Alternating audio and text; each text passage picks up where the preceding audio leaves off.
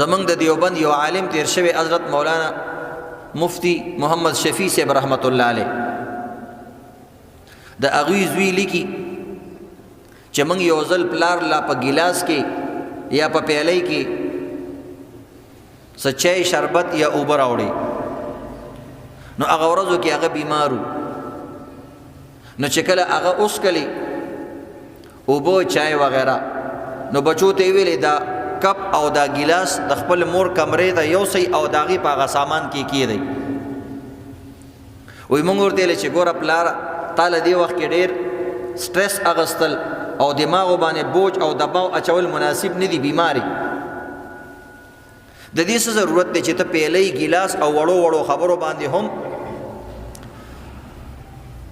ټینشن علي هغه ویلې بچیا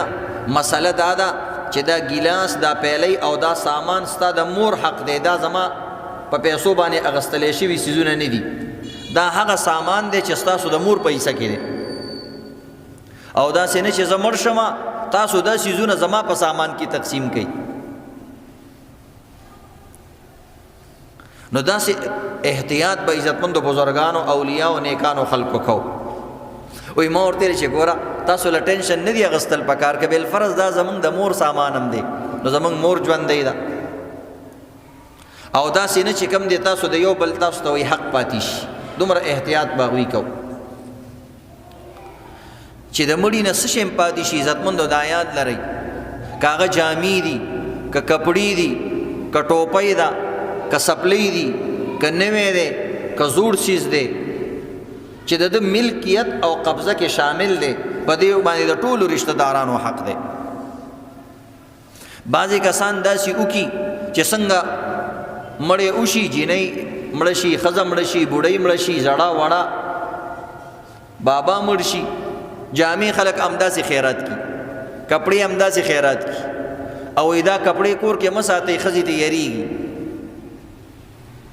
نو د آیات لري عزتمندو په دې ټولو سیزونو کې د ټولو رشتہ دارانو حق دی د ټولو نه به تپوس کې که بالفرض ماشومان پکې وي نو مشر داسې ویلی شي چې دا کپړې زما په حصه کې واچوئ ما نه د دې حصه کټ کوي او زه دا خیراتوم نو بیا صحیح ده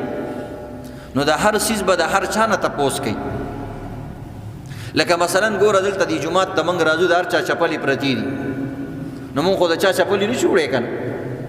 که د چا چپلې دې اوچتې کړې که ته دا خو معمولي شان سیز دی یکدم دې د ګریوان نه نیسي وایي غل دی دې ته موږ غلا وایو ولې ورته غلا وایو دا پردی ملک دی د بل چا سیز دی دقه رنګې عزتمندو چې کله یو مورث مړ شي نو وارثانو په ټول مال کې د هر یو انسان پوره خپل حق دی که یو انسان ته یو سیز سیټ ته کوي نو دا داسې دی لکه چې د دې نورو په حصه کې غلا کوي دا غل دی او غلا عزتمندو خلق د پردونه چې کوي څومره معیوب ګڼي او بد ګڼي نو سوچو که چې د خپل رشتہ دار نه انسان غلا کوي هغه څومره بد ګڼل پکار دي یو چرسی پوډري یو یا نالایق او نافرمان بچي چې د کور نه غلا کوي څومره مور او پلار پریشانی دا صوفیانه طریقې سره غلا ده چې د بل میراث وها نو خیرات هم نشي کولای فوراً د مال د مور پلار په مال کې چې وفات شي چې کله پکې